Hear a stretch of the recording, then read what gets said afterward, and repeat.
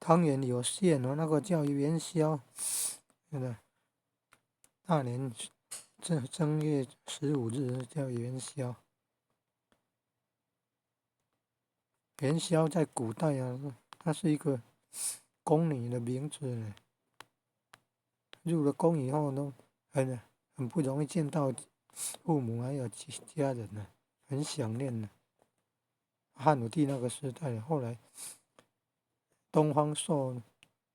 是那汉武帝的宠爱的臣子。东方朔是到那个宫女在叹气悲伤，因为想那个致敬呢，所以东方朔要救他，就演变出那个要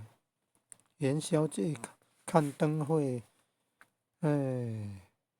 元宵节家家点灯，大家都到那个对，有